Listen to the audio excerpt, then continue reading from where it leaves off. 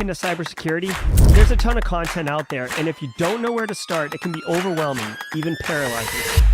So let's fix that. Welcome to Simply Cyber, a community of tens of thousands of aspiring and active cybersecurity professionals focused on networking, knowledge sharing, and professional development. I'm Dr. Gerald, Auger, Chief Content Creator at Simply Cyber, inviting you to get the answers to your cybersecurity problems with hundreds of cybersecurity videos answering your frequently asked questions, interviewing industry experts, and live streaming daily cyber threat briefings hosted by me. Now get the stories and insights you won't find anywhere else. Hit subscribe now and dig into all the fresh content on the channel and in the community. Nothing should stop you from launching and leveling up your cybersecurity career today.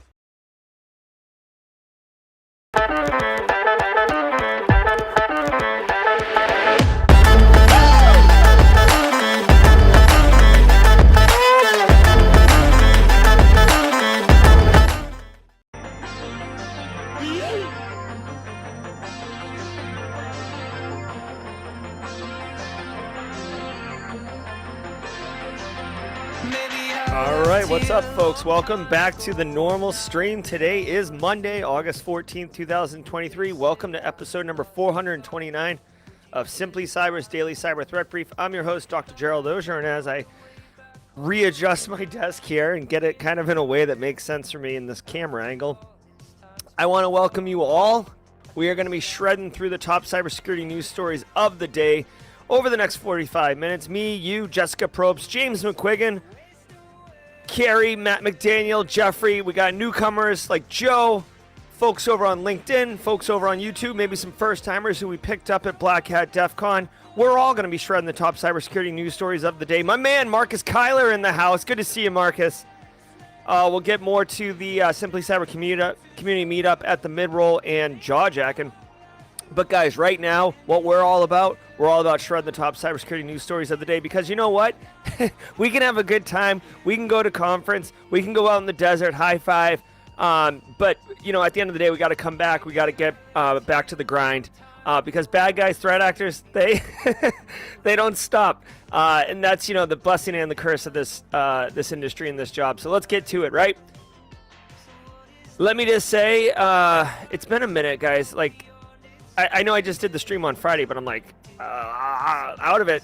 Guys, seriously, I want to remind all of you that each episode of the Daily Cyber Threat Briefing is worth half a CPE. So over the next hour, we're going to be earning that. And realistically, guys, since I do go an hour now, it's probably worth a full CPE, and I've been shortchanging you.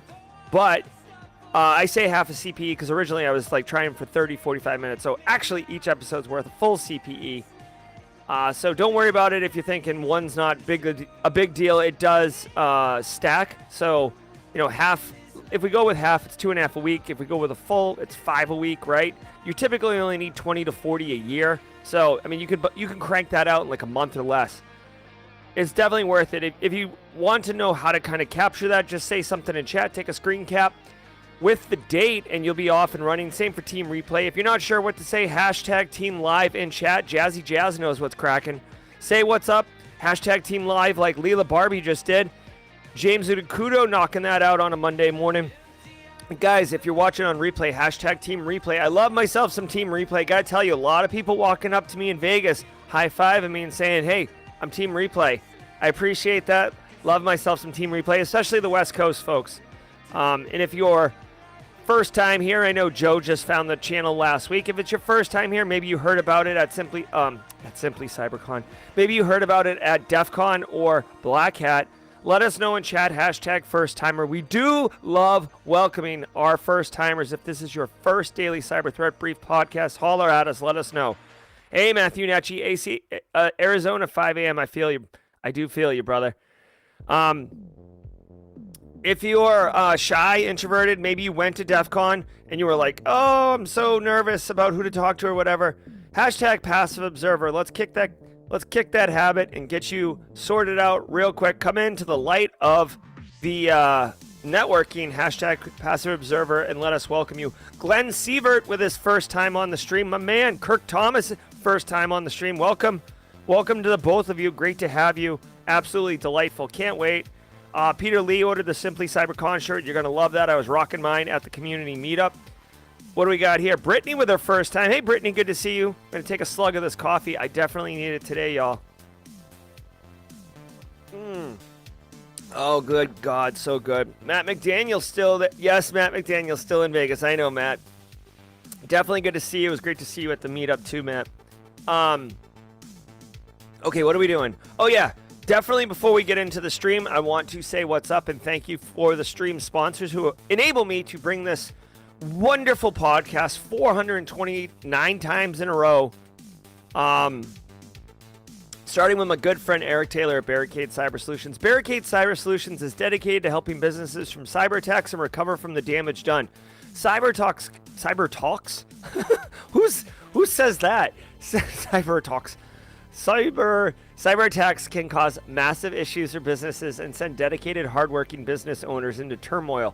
But Barricade Cyber Solutions knows how to mitigate the damage done by cyber incidents. Check them out at barricadecyber.com. You can see James McQuiggan, not only IT, dropping those Barricade Cyber Squad emotes. If you're a squad member, you have access to that tray. Boom, I'm going to drop some myself. Thank you, Eric Taylor, for the long time support.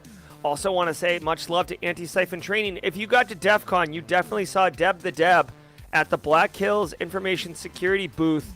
Maybe you gave her a high five. Black Hills Information Security, wonderful company, wonderful people. Antisyphon Training is the training arm of that company. If you don't know, now you know.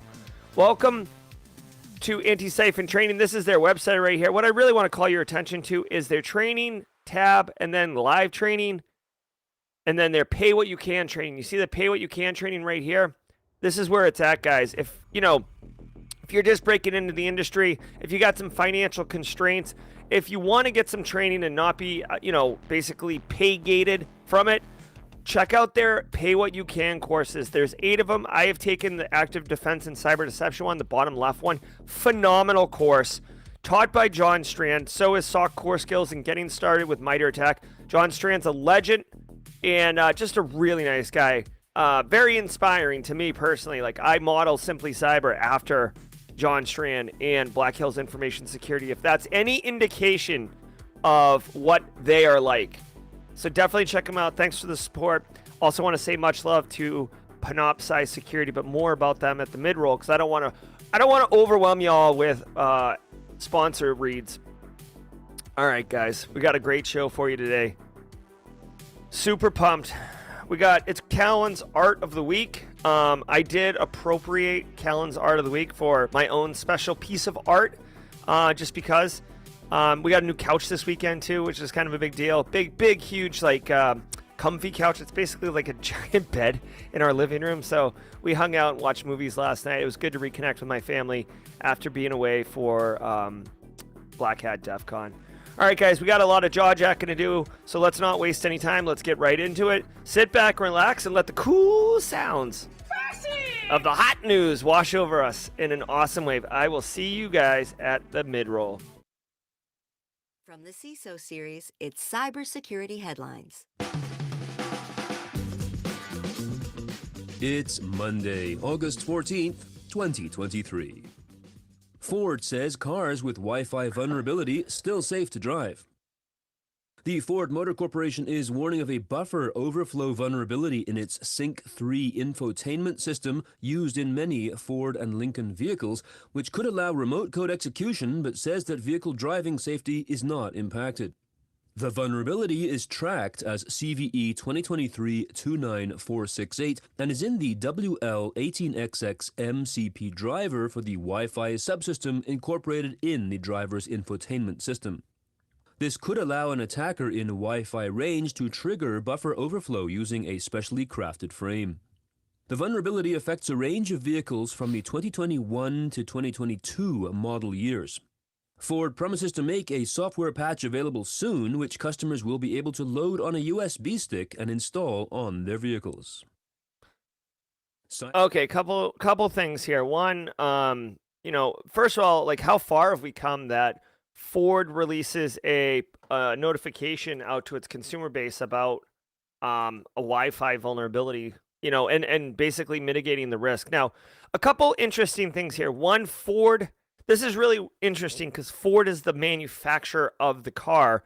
they're not a software company. They're not a technology company, right? But because their product, just like so many other products, has technology integrated into it, they kind of are. How many customers are going to load a patch on a US? Yeah, no kidding. Exactly, BSEC. We'll get into that in just a hot minute.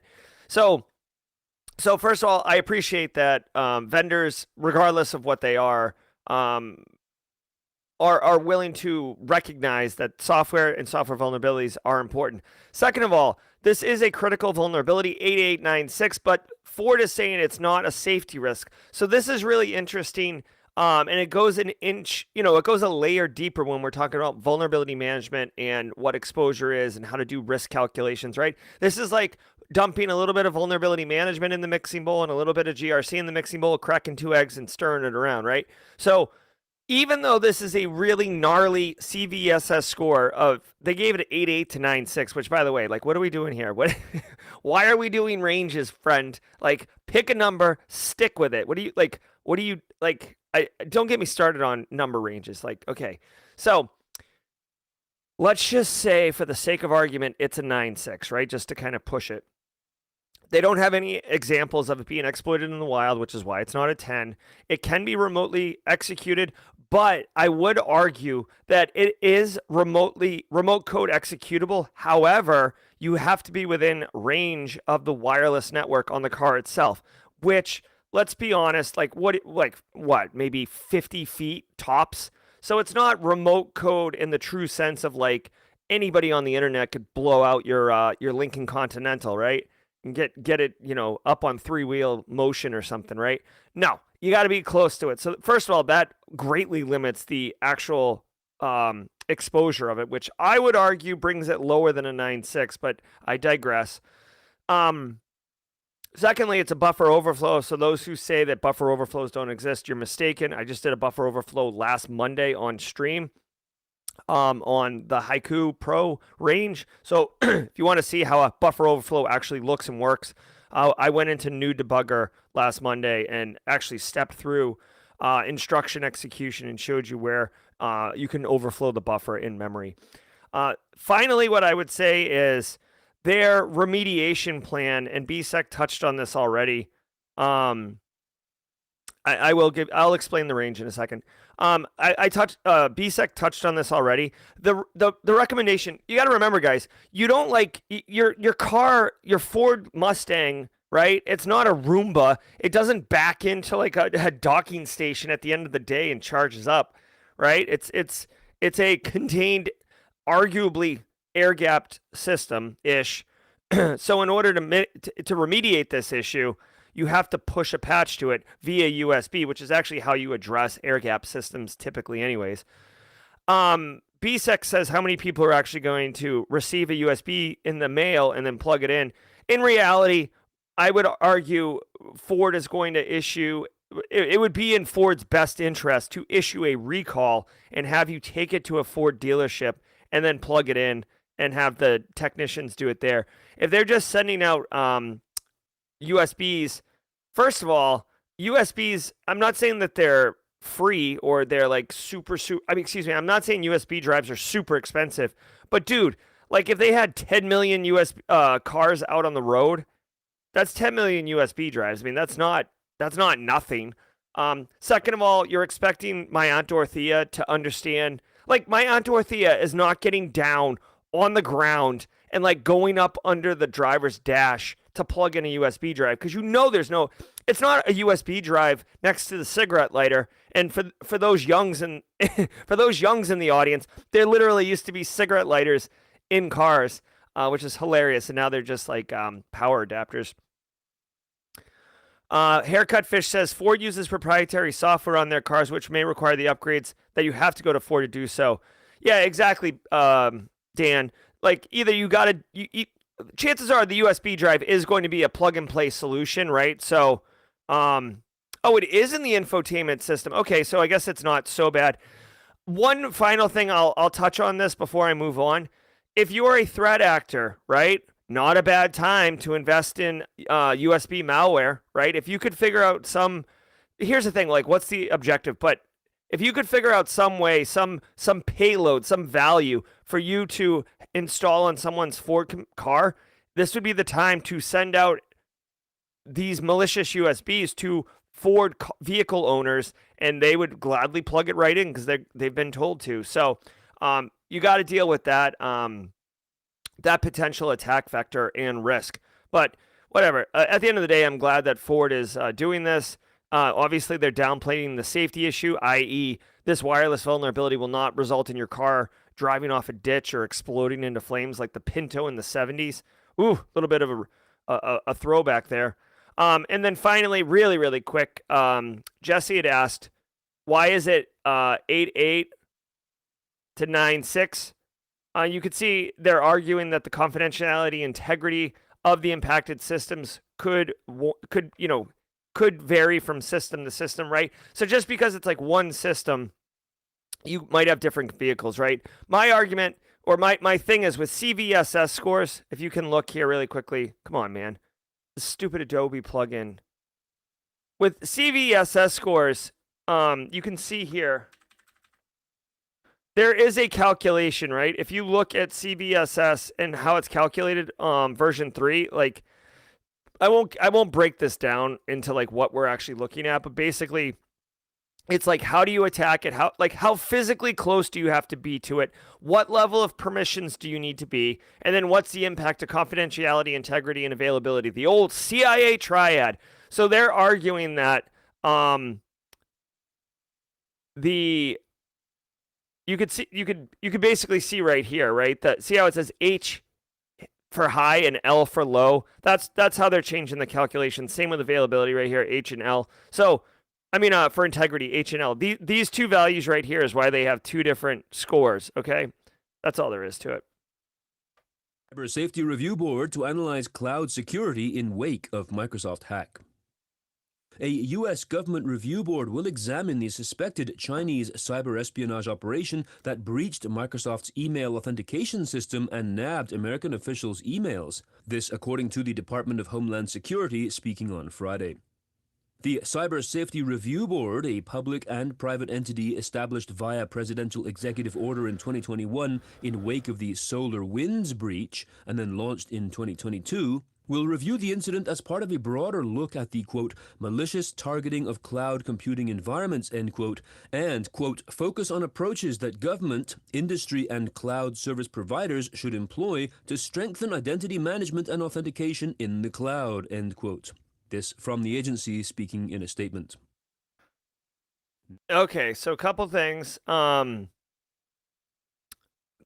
One, I didn't realize there was a cyber safety review board. So when I see that term, it makes me think of like the FAA board. I forget what they're called, but like whenever there's like a major airline accident, they are the ones that go retrieve the black box and do the analysis and try to make it so that bad doesn't happen again. So I'm not sure if it's just a naming convention or if that's kind of like what their mission is. This team right here is to go look at major breaches. NTSB, thank you, BSEC. So if that's the case, good on them. It also sounds like they're only investigating massive national security issues such as SolarWinds, which is arguably the most elegant, sophisticated cyber attack in history. I would love to have that discussion someday with somebody, right? Like Stuxnet was obviously elegant, but SolarWinds was unbelievable.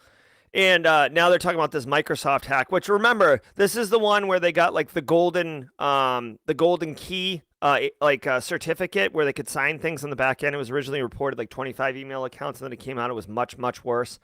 Two things. One, I don't know what is the disposition of this group, right? With NTSB, if they find like, oh, you're not supposed to fly when there's tailwinds, like all of a sudden going forward, all flights will not fly when there's a tailwind. And I know that that's not an actual thing. I'm just making a point here on when the NTSB does an investigation and they discover something, like basically it's a lesson learned and a process improvement that they integrate.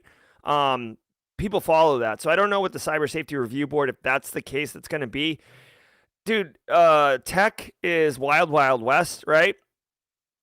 So, I'm not sure how many standards you can implement and how many, best practices you can force people to follow, right? With the FAA, you don't fly unless you follow best practice, right? Like there's laws.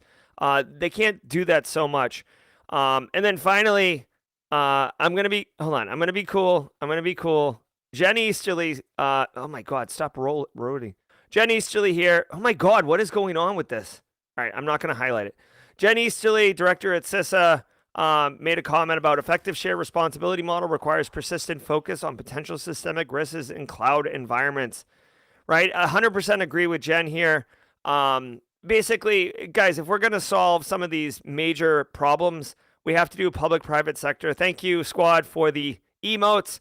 Final thing I'll say is thank goodness everybody agrees that cloud, especially AWS, Google Compute, and Microsoft Azure, are critical infrastructure. They are critical infrastructure, period, full stop, right?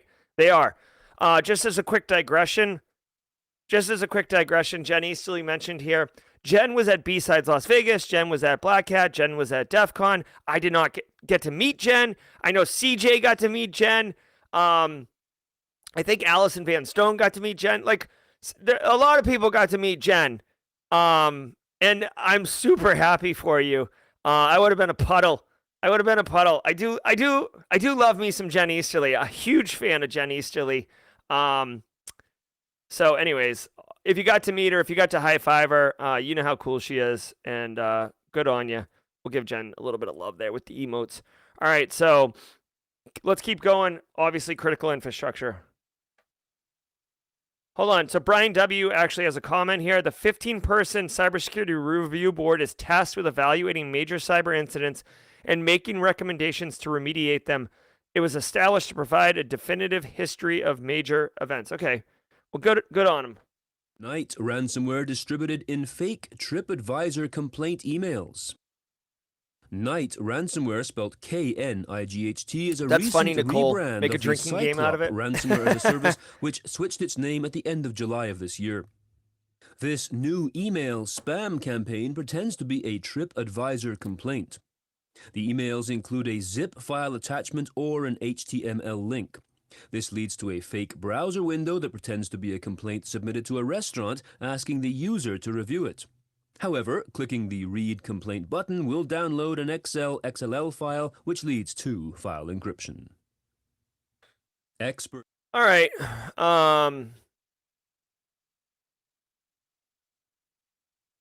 Okay, so let's see. I'm just looking. A couple things here. Browser in the browser. Okay, here's a graphic of what we're looking at, okay? So, TLDR, two things to talk about here. Yeah, exactly, Night Studios. Two things to talk about here. A, this is just garden variety phishing email to initial infection to ransomware, right? They didn't mention lateral movement, but you can imagine that there's some lateral movement behavior in there. This is garden variety threat actor behavior, okay? So don't get... JID asks if the cloud's been certified as critical infrastructure. No, as far as I know, cloud is not definitively defined according to the United States federal government as critical infrastructure. That's like 16 different domains. But what I'm saying is if the fact that there's a federal agency or a federal, gang of the cybersecurity review board that is enabled to investigate and then get findings and stuff and then filter that back into CISA through public-private sector partnership, that to me means that the government has recognized it as critical infrastructure. Okay, so back to this TripAdvisor story. This is straight garden variety.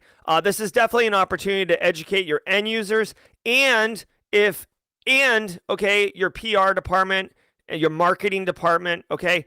Here's the deal. This is actually pretty clever, right? TripAdvisor, Yelp, right? You could swap Yelp and TripAdvisor in and out or whatever,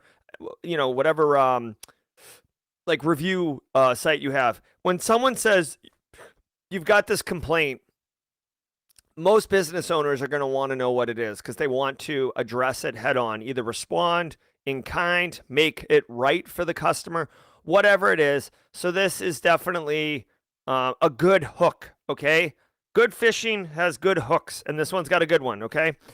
Now, basically, when you hit read complaint, you can see here in the screenshot that it's got this Excel file in the download tray. That's what happens when you click read complaint. You absolutely, at this point, should be like, what in the hell is Sorry, Kennedy. You should be like, what in the crap is going on right now, okay? First of all, the browser is showing a PDF HTML that is local on your box. Okay, so that first of all should send alarm bells ringing. Second of all, when you hit read complaint, it downloads an Excel file. Also, not a good situation. So there are a lot of hallmarks here of of indication of malicious behavior. But I got to tell you, marketing people, Carl, whoever, and this is no disrespect to those people, but oftentimes they're hyper focused on like doing their job, getting it done, and just click, click, click, click, click, right? Like who hasn't click, click, click, click, click through pop-ups and EULAs and all that other stuff, right?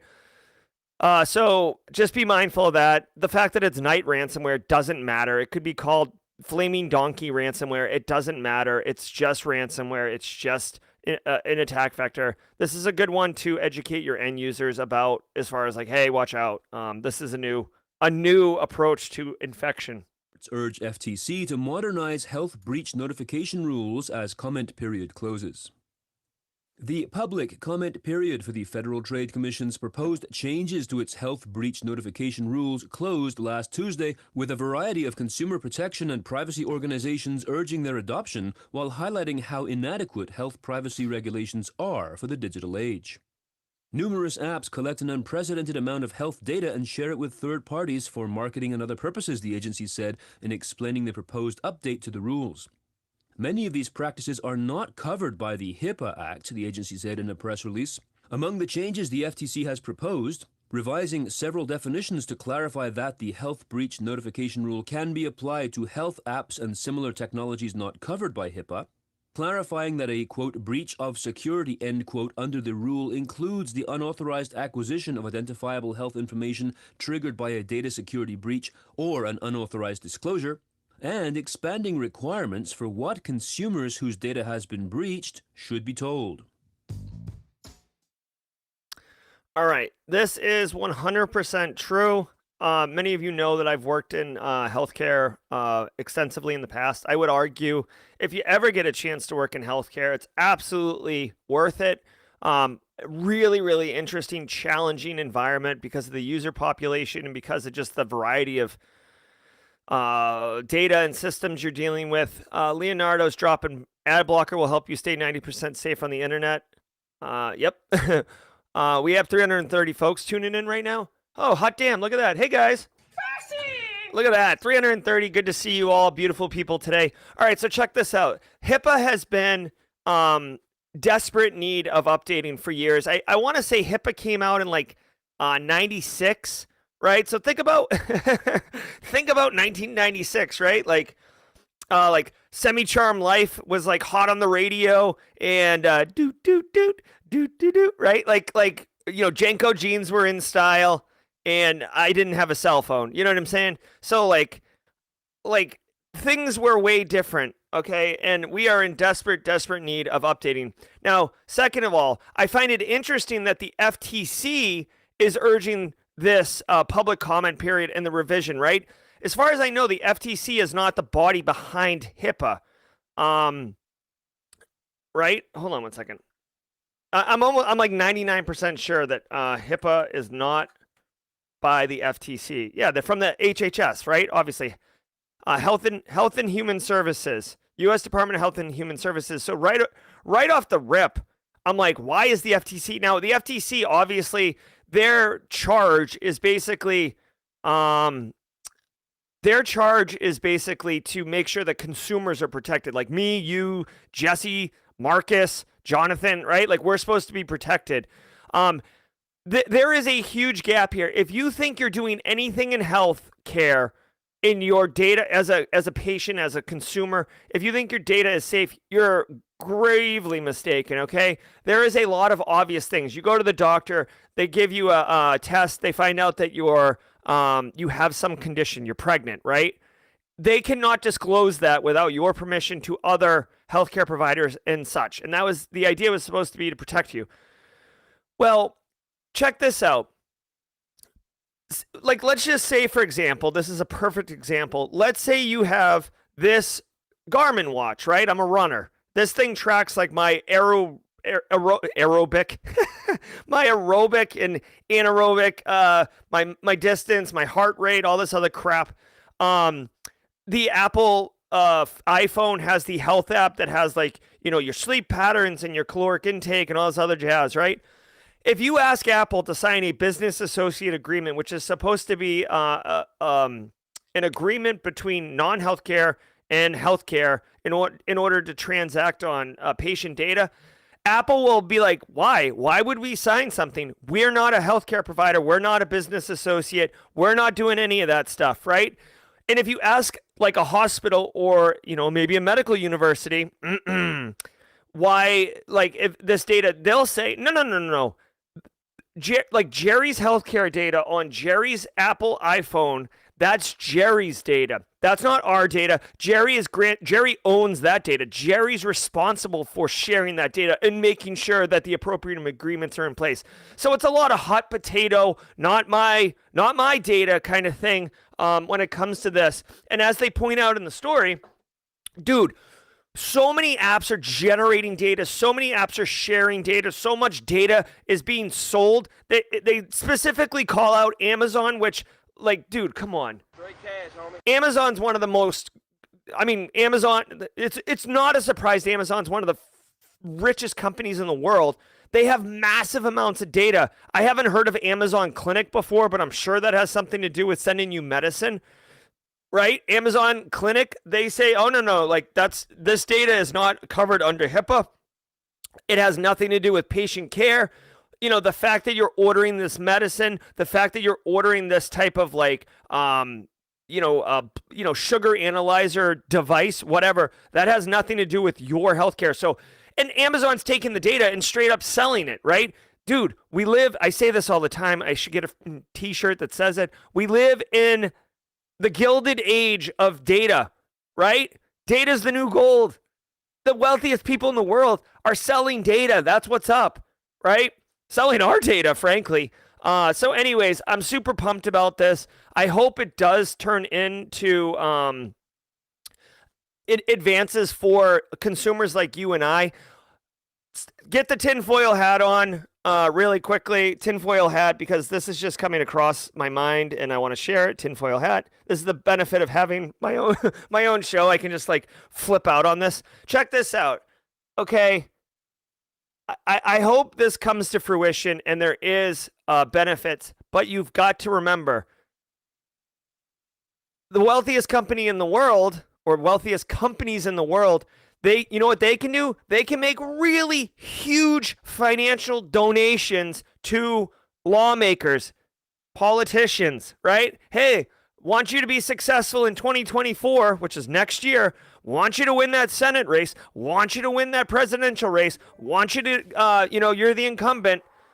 Oh, by the way, like, this FTC rule is really going to impact our bottom line. So maybe you push that down the road, or maybe you have a carve out for apps, or maybe you have, like, the rules say something about, like, opting in by default and opt out by, having to explicitly opt out. You see what I'm saying? Lobbyists, straight cash, homie. Like, Straight cash, homie. I hate to be such a negative, not negative, but, like, you know what I mean? I hate to be so cynical, but at the end of the day, man, straight cash, homie, it makes changes. And what you're talking about doing is updating lawmaking that would severely impact the ability to collect this data, which is the product for a lot of these wicked, wealthy businesses. So just saying, I hope I'm wrong. But what we don't have in the United States is GDPR, okay? All right, let's keep rolling.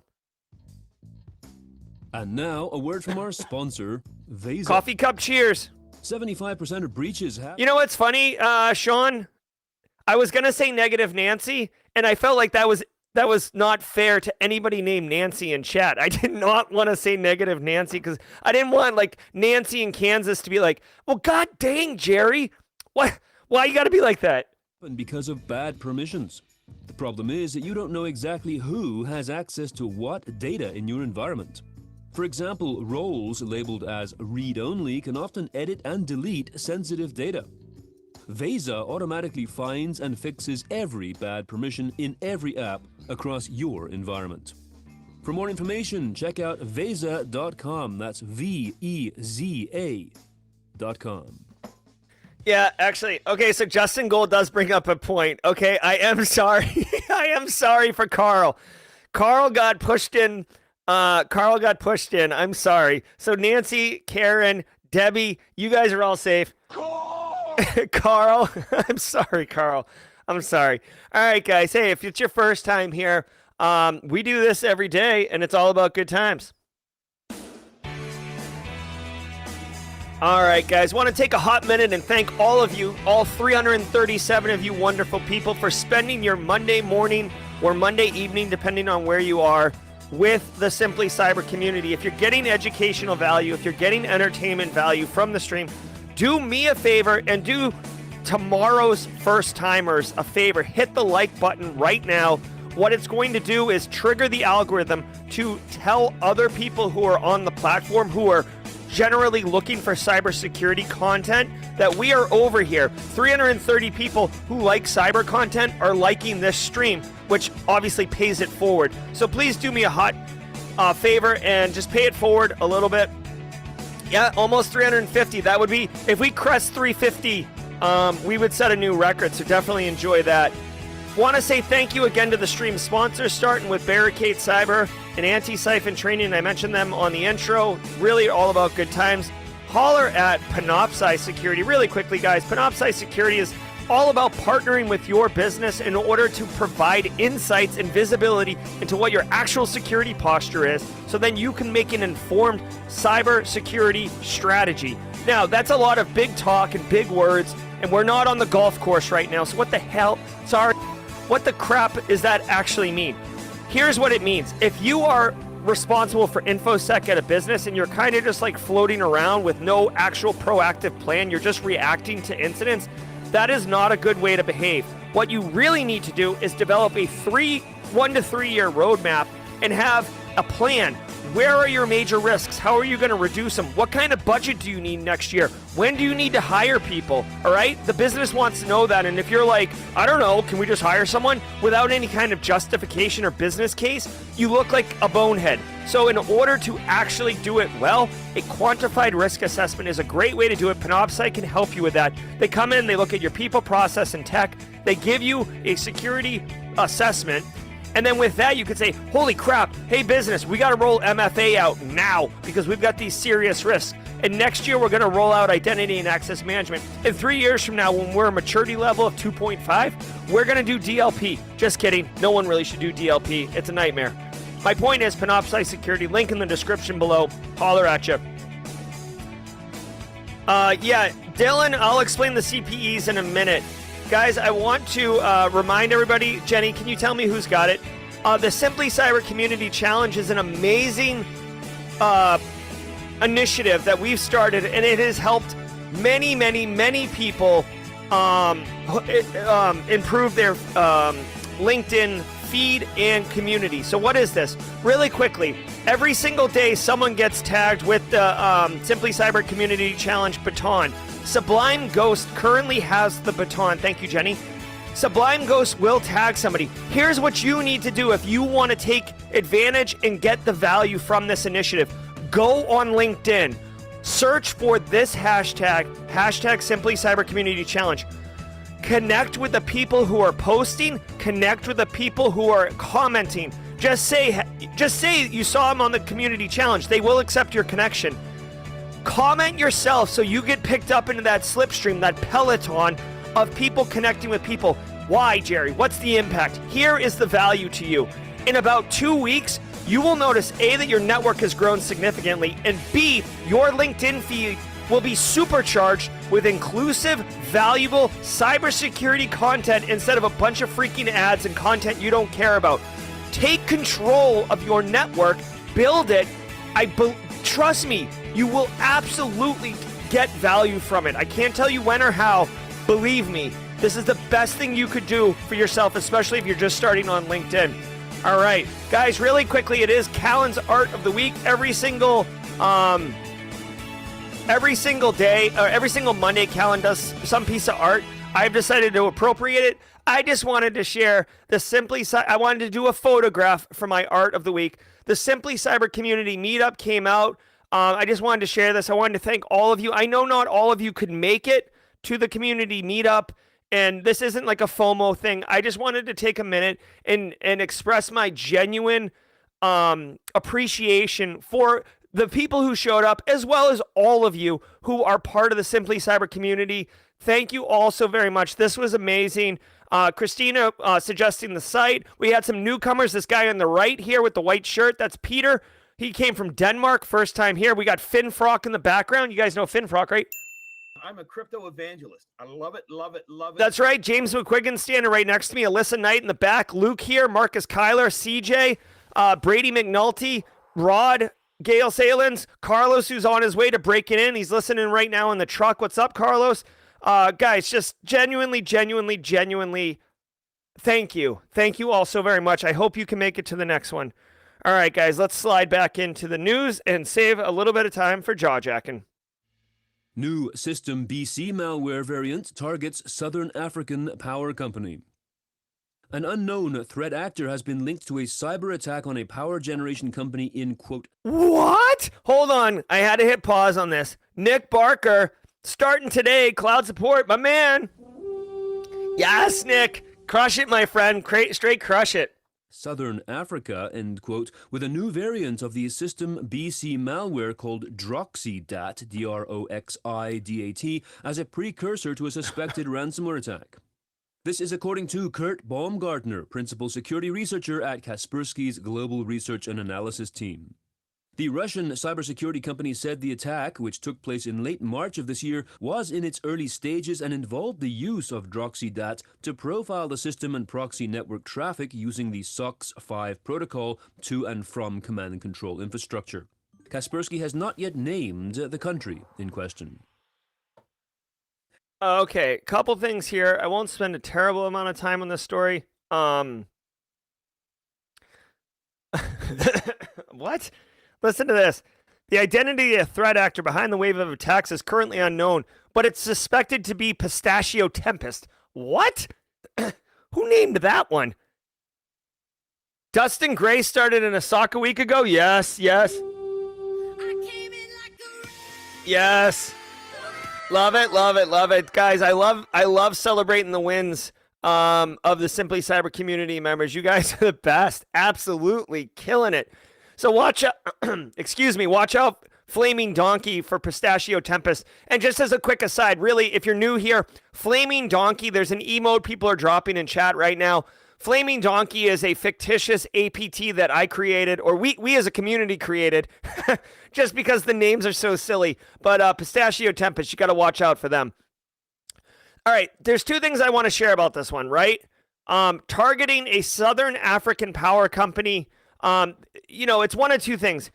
South Africa, or Southern Africa, is not typically targeted. So I'm thinking one of two things happened here. One, it was a spurious hit, meaning like it's just, opportunity hit, and they went for it. Or two, it's deliberate and going after some value there. I do know that China is building an A-load of infrastructure in Africa. If you don't know what I'm talking about, it will be worth your time to Google China Africa infrastructure and go down that rabbit hole. I'll see you at lunchtime if you do decide to go down that rabbit hole. The second thing I would point out is it's unlikely that it was an opportunistic spurious hit, simply because this attacker definitely seems to be sophisticated. They've got Cobalt Strike, which, is a pretty popular post-exploitation framework for bad guys. But what I wanted to call your attention to is the use of the SOCKS 5 protocol for their C2 infrastructure, or well, not the infrastructure, but for for communicating. Excuse me. So check this out. You need to, like, basically when you infect a machine, right? You need to communicate out with some type of control system in order to tell it what to do, right? Do you execute a payload? Do you do data exfil? Do you take screenshots? Do you do key logging? Whatever it is, you want to tell it what to do. I don't see SOX 5 protocol very often. I am not really familiar with SOX 5. What you typically see is, like, you can do it over DNS. You see it over HTTP and HTTP, yes, right? An encrypted channel. Sometimes you see it over less common protocols. I've never seen SOX 5 protocol. SOX 5 provides authentication, so only authorized users may access the server. They're probably taking advantage of that in order to somewhat protect their C2 infrastructure. So law enforcement, law enforcement can't get up in their face, right? Also, really quickly, SOX performs at layer 5 of the OSI model, the session layer. Very interesting.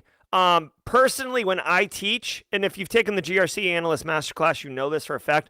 When I teach, I literally I treat layers 5 through 7, 5, 6, and 7, the top of the OSI.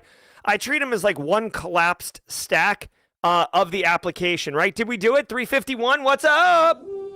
Whoever the 352nd person is on the stream, we just set a new record, y'all. Congratulations. So anyways, this is really interesting. If you have a chance, I would look into this because you don't typically see protocols operating at that layer. You don't typically see C2 traffic going across that. So this is really interesting. And to that point, makes me think that this is a more sophisticated threat actor. The final thing I'll say is, since they're using Cobalt Strike, you'd have to think Cobalt Strike would support that SOX 5 protocol C2. They're not going to mod it out. Okay. All right. Holy crap, guys. I know it was just for a hot minute, but congratulations. Like, the 352nd person dropped in here. They're like, holy crap, what are we talking about? SOX 5 protocol? Wrong room. Gotta go. Hackers accessed 16 years of Colorado public school student data Jesse. in June ransomware attack.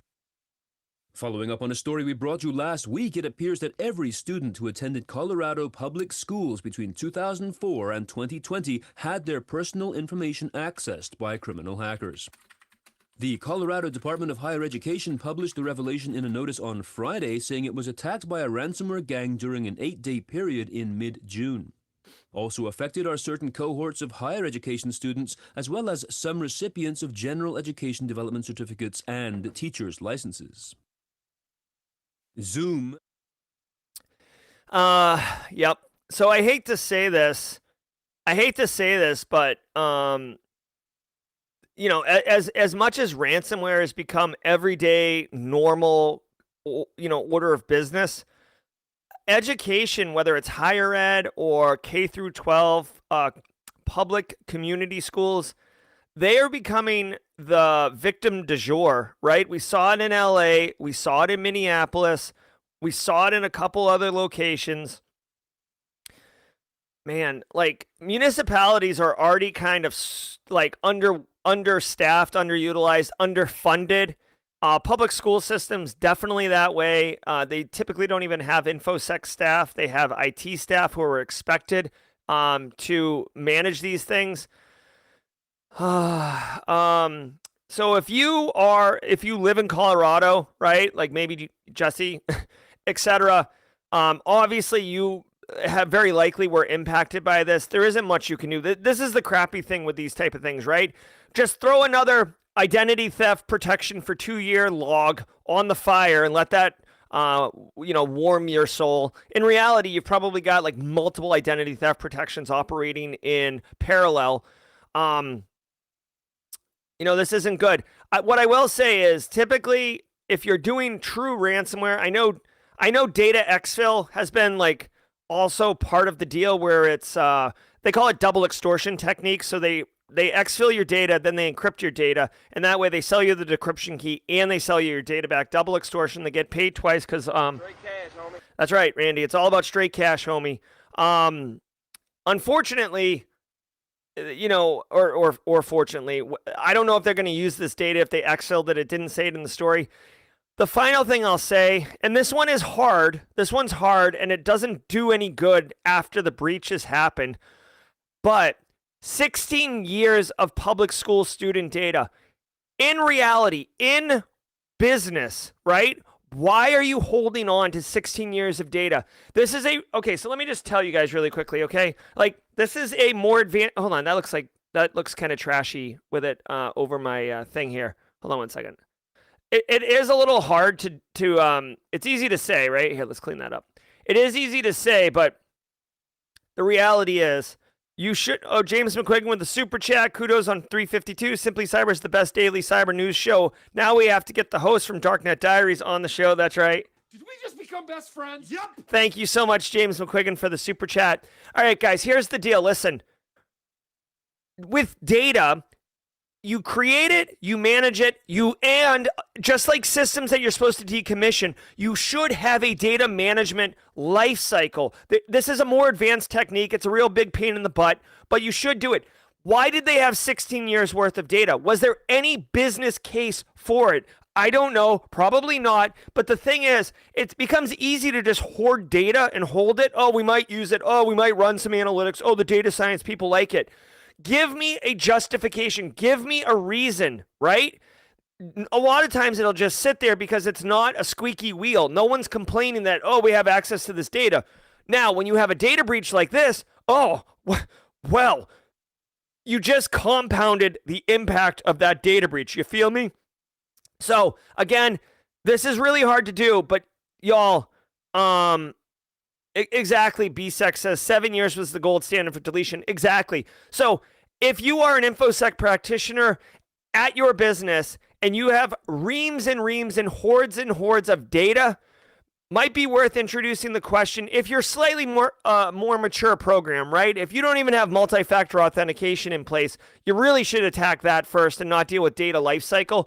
But when you're ready, when you reach that level of maturity in your organization, not you as a person, consider data management lifecycle, because what you're doing is minimizing the impact of a data breach.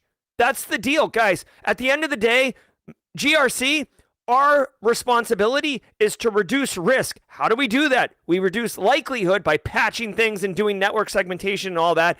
And we reduce the impact by making sure the data isn't there, or what they have access to is limited, or whatever. Those are your two options, likelihood and impact. Reduce one of them, reduce both of them, do a good job. 16 years of data, hot mess. Hot mess express. Yes, and make your goals reachable. Be realistic, right? I mean, you got to have a plan. ZTP and audio code's phones flaws uncovered, exposing users to eavesdropping. Multiple security vulnerabilities have been disclosed in audio code's desk phones and Zoom's zero-touch provisioning ZTP that could be potentially exploited by a malicious attacker to conduct remote attacks. SYSS security researcher Moritz Abrell said in an analysis published on Friday, quote, an external hacker who leverages these vulnerabilities can gain full remote control of the devices, end quote. Such unfettered access could then be weaponized to eavesdrop on rooms or phone calls, pivot through the devices and attack corporate networks, and even build a botnet of infected devices. The research behind this was presented at Black Hat USA last week. All right. Hold on one second. Got an infographic here. So this is a Zoom issue. Okay, so if we're using Zoom, you should be mindful of this, which many of us are. Second of all, the weakness is in their zero-touch provisioning. Now, you may be like, why do they have zero-touch provisioning? That sounds like a threat actor's dream come true. Here's the deal, guys. In large organizations, you have to centralize IT management, right? There's only one BSEC. You can't have BSEC running around to 18 different facilities, 90 different sites. This new sales team comes online. You can't send someone there. You can't mail them a laptop, right? I mean, you mail them a laptop. You can't go to their desk and provision it, right? So there are centralized management provisioning tools. This is a tale as old as time, right? It's standard. So it's not ridiculous that Zoom has this zero-touch provisioning feature, okay? Now, making it insecure, that's a problem, right?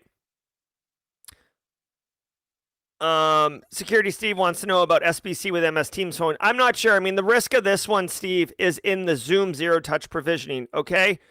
So I'm just looking at the infographic to appreciate it, right? So please allow me to kind of walk through this. Threat actor adds a device and assigns a config template. Okay, so first of all, the threat actor's got to have access. Like, in order to add a device, you got to have some access, right? Initiates that Zoom is the provisioning config server, added device, yes. Request the device config, redirects the Zoom ZTP, request device config. All right, so basically what they're doing is they're rooting and getting a reverse shell on an IoT device, basically a smartphone, not smartphone like a like our smartphones, but an IP enabled desk phone, right? Which would be the good news is not the good news, but the news is that this is a device typically on a network. It's not uncommon for oh good. Sean's first day at the sock. Nice, Sean. Just drop knowledge bombs on everybody there. Okay, so here, this seems like a bad situation, but it also seems like the threat actor already has to be kind of in your Zoom tenant, for lack of a better term, so they would have to be some initial phishing of creds, etc. Second of all they do is get access to a device on your network, which is terrible, but they just own the phone. Then they'd have to move laterally from there. So if you have your IP, here's the thing, if you have your phones on a network segment all into themselves, then you have some type of firewall or some type of monitoring on the network. You shouldn't see east-west traffic from phones, right? Like, a phone shouldn't be reaching out and touching the file server typically, right? So you can look for that. Again, this is one of those ones where I don't know how likely this is to get impacted, but it is an interesting piece of research. Be mindful.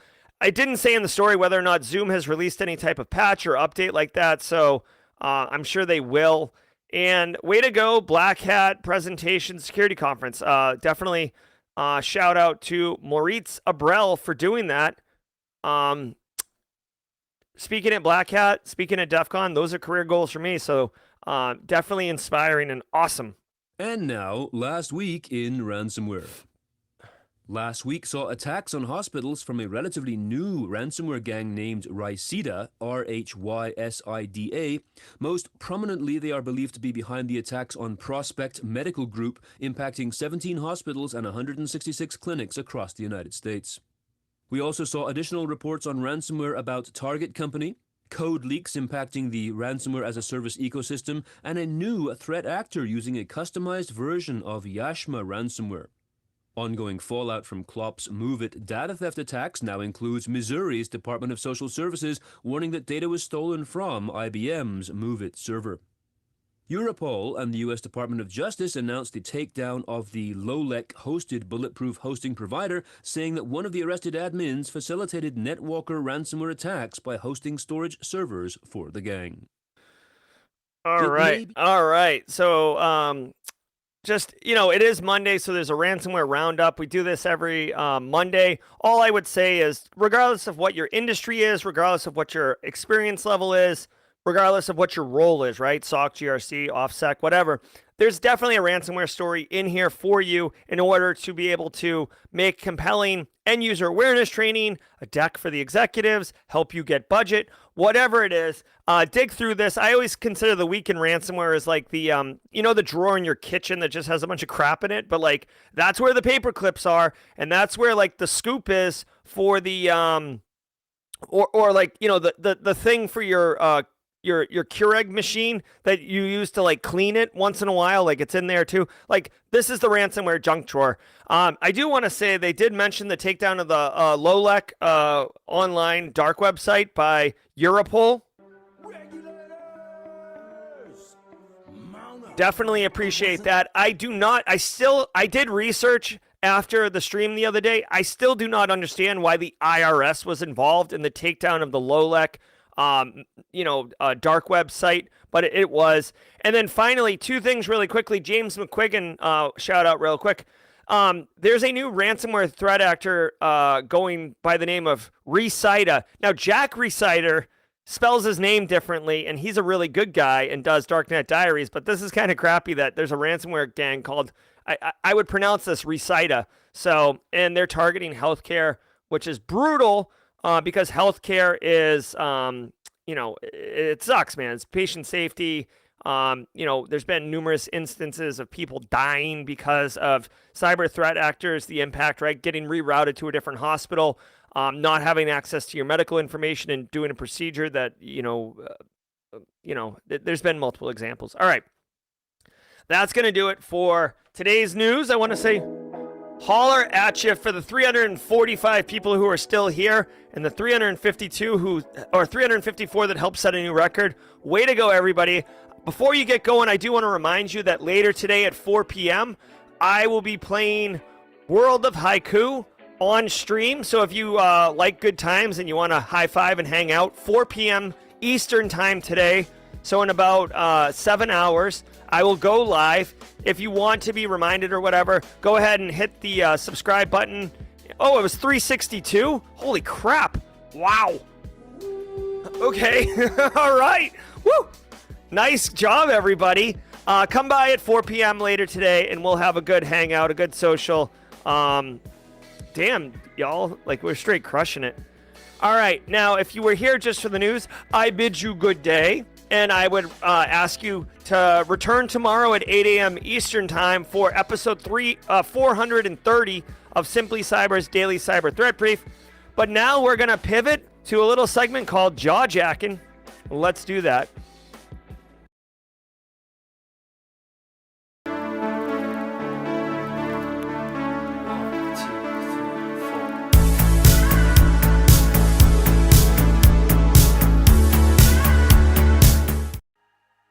All right, hey, welcome everybody to the Jaw Jacking segment. I have gone ahead and Matthew Hibbert has accepted the Simply Cyber Community Challenge baton. So Matthew, please, I look forward to your comments and your post and hearing your cyber story.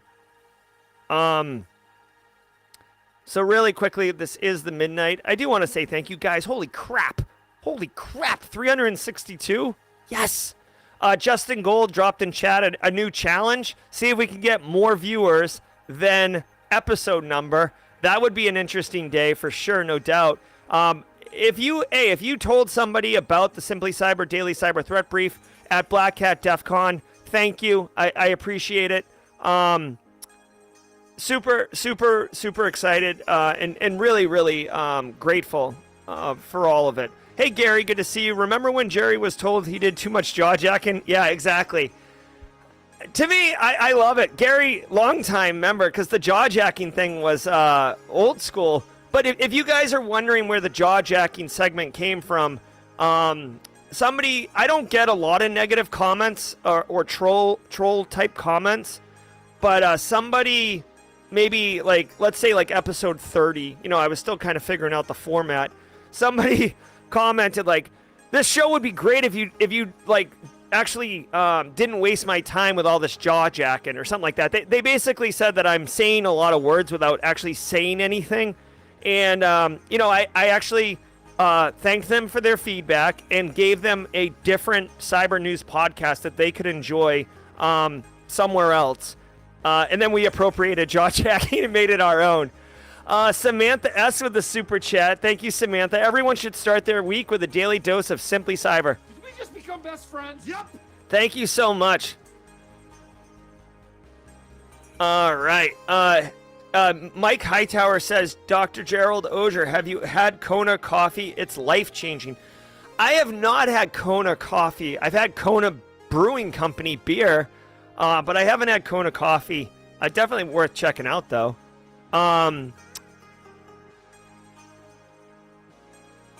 Let's see. Awesome day. Simply Cyber 362. Got to get out of here. All right, Eddie, be good. Thanks so much. Hey, Sherry. Excuse me, doctor. In India are no red hats. They are called the white hats, but in the U.S. they are called red hats. Thank you.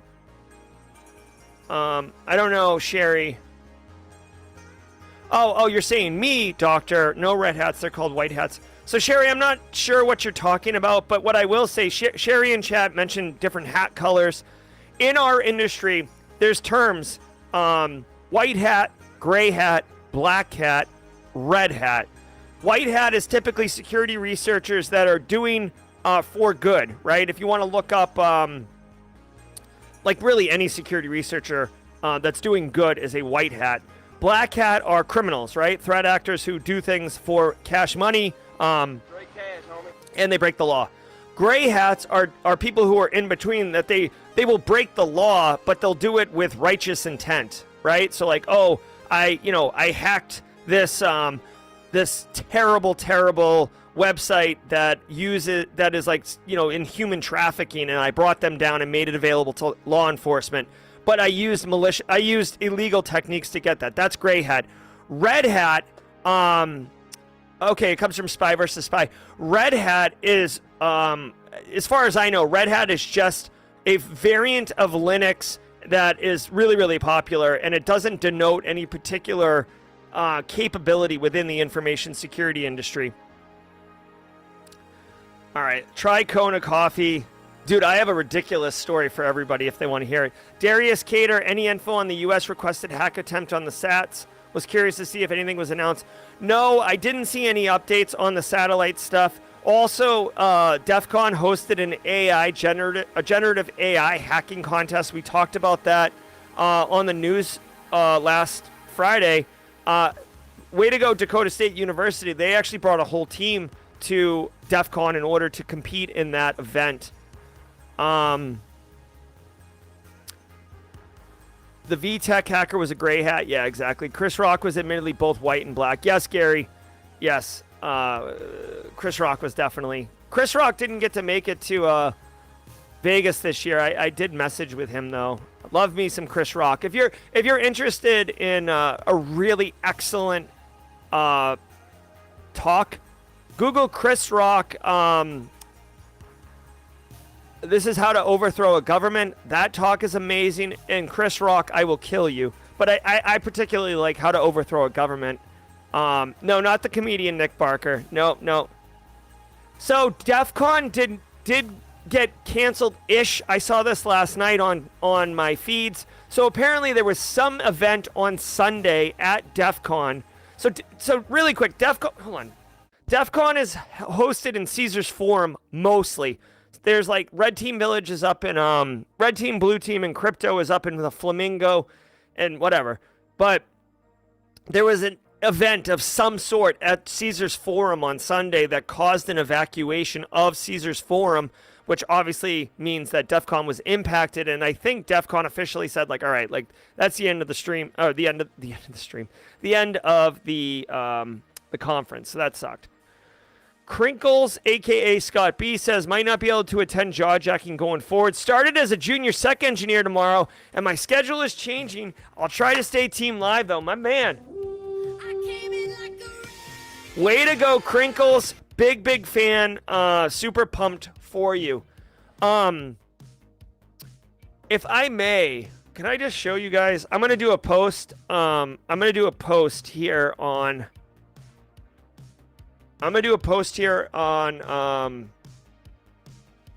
LinkedIn at some point, but I want to show you guys some stuff here.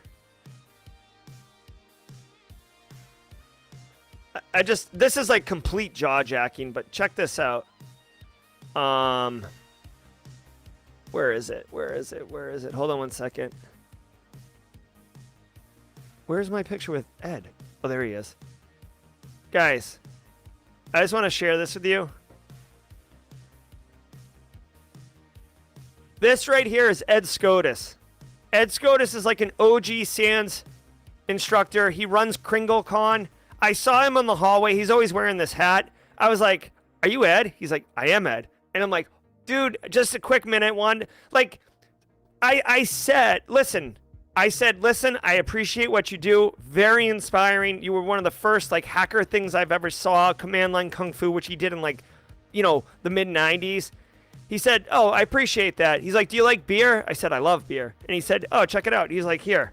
He's like, have this like incredibly hard to get Mad Elf Belgian beer. You can see it at the bottom of the picture. It was cold.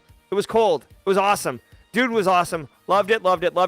And by the way, I just want to tell everybody that I saw Ed at B-Sides Augusta in like 2011, and he was sitting in front of me, and I was so nervous and so gummed up that I didn't say anything to him. I was just like, ugh. And when I got home from B-Sides Augusta, I told my wife about it and how I was like so choked up I couldn't even speak to him because I didn't know what to say. I would have felt like a goober. I'm like, like that's not what I want to say to Ed Scotus. And she's like, why don't you just tell him that you appreciate what he does and that he's helped you out? And I was like, well, when you say it that way, it makes a lot of sense. So I've literally been sitting on this conversation for like 12 years, and I bumped into him, and I said exactly what my wife suggested I say to him, and it was wonderful, okay? It was wonderful. So thanks. I actually ended up drinking this beer. At the Red Team Village keynote, which was awesome. Savannah, Nahamsek, Hammond, and this guy, Zero Day, a.k.a. Ryan Montgomery, who I want to get on the stream as a live guest. This guy's, I mean, they're all awesome, right? I hadn't heard of Zero Day before. This guy's really cool. I really like this guy. He jokes, too. He's number one on Try Hack Me, and he jokes that, like, he's not the best hacker in the world. But anyways, it was really, really cool. It was really cool. I had a great experience. Okay, sorry to, like, thank you for allowing me to digress into that and share that with everybody. Just looking at chat here. Speaking of beer, there's one I tried that's made on James Island. It's so good. Strong notes of caramel. Ooh, Casually Joseph, you'll have to DM me what that is because I do like that. That was at Red Team Village. This was at Red Team Village. This was the Red Team Village keynote. So for me, I wanted to go to Red Team Village and AI Village. They were supposed to be together. Red Team Village was at Flamingo, and AI Village was at the Forum. And I only had a few hours at DEF CON this year because I had to go meet with Night Studios to talk about my TV show. Actually, I've got an update on the TV show, too, if you're interested. So to me, it was a priority. Here's the thing. Nahamsek, John Hammond, they've both been on Simply Cyber Live. John and I hung out at Wild West Hackin' Fest last year. He actually attended my talk. So to me, it was very important for me to attend this talk. I mean, you could see I was sitting in the front row. It was respect for them. It was support for them. So I didn't get to go to the AI Village because this was my priority. But anyways, good times. All right. Yeah, BSEC, Red Team. Yep. Yes, exactly. Pursuit of Bliss. He does really, really important work around protecting children. Bolin, I'm still working to be a bug hunter full time. Yes. Wives usually have great advice. That's right. I love my wife. Savannah Lazara. Yeah, she's awesome. She actually has a she has like a bio chip in her hand that she uses for offensive security engagements. I want to ask Savannah to come on the stream as well. Here's the deal. This is such jaw-jacking stuff. September and October, I have a lot of travel. You guys are going to notice that I don't have Simply Cyber Live a lot in September and October, simply because I have speaking engagements. I'm traveling to Wild West Hackin' Fest. I'm traveling to... oh my God, I rented a beach house for me and my family to disconnect from the grid. And, you know, a lot of times people are like, Jerry, how do you have time for all this stuff you do? I compartmentalize it, and I do this right now, and I'm focused on this right then. And, you know, like, so to me, it's important to be present with my wife, with my kids, to be dad, to be husband. So I'll be, I rented a beach house in September. So anyways, long story short, I don't have a lot of Simply Cyber Lives coming up. James McQuiggan, I don't know if he's still here. I don't know if you guys are into chess, but James McQuiggan and I are trying to organize a chess tournament at Wild West Hackin' Fest this year. Thanks, Kimberly. No, it won't be at Cape Cod. It'll be in the South Carolina coast. Have a good one, Elango.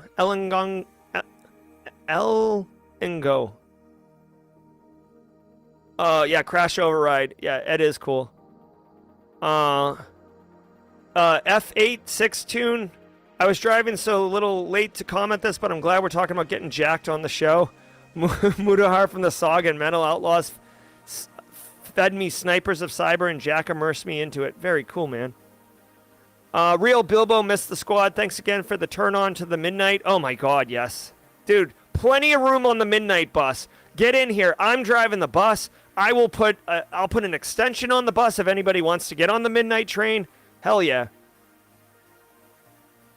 Thanks, Space Tacos. All right, guys, I got one more minute. And then I got to boogie out of here. Yes, Nick Barker, my friend. Oh, all right, guys. Genuinely appreciate it. Congratulations on the new record. 350. Was it 364 people? Mind-blowing. Definitely appreciate it. Jason Bagwell, I am not originally from South Carolina. I'm originally from Massachusetts. When I was old enough to financially afford it, I moved because I don't like snow. Tidbits Tuesday on Monday. I don't like snow. Snow is wicked fun if you're like skiing or like sledding or whatever. You know what snow is not good for? And I'll tell this story and then I got to get out of here. 2009, April 1st, April Fool's Day. Massive blizzard. A freaking blizzard in April. Unacceptable. I got up wicked early. I snow plowed my driveway, which is like brutal, right? So 4:30 in the morning, I'm out there with a snowblower, sweating my A off. My wife lived with me at the time as my girlfriend. I come in, she's made like a breakfast and a hot coffee. I'm sweaty and stink. I was wearing like, a snowsuit, so I had to take that off.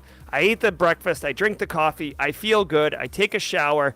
I have to put, like at this time in my life, I had to wear a business suit and drive into work. So I put on my little, corporate costume and I go get my briefcase and I'm like, all right, honey, I'm out of here like it's 1950. And I open my front door to step out to go get in my car and drive to my job. And it looked like I hadn't snowplowed anything. It was like 3 feet of snow. I was infuriated. I was so mad because I was going to have to snow blow again, take off my stupid corporate costume, and go repeat this whole thing. And I slammed the door, and I said, we're moving. That is it. We are moving to where it does not snow. This is ridiculous. And that's what we did. We literally just picked a spot off a map randomly, and that's that. Yeah, that's why I love remote work. That's why I wear t-shirts all the time because I don't freaking suits, man. Get out of here with that noise. All right, I really got to get out of here. But thanks so much for allowing me to indulge. Thank you all for being here today. I look forward to seeing some of you at 4 o'clock for the stream. Shout out to Lima Charlie. This is their shirt, their logo.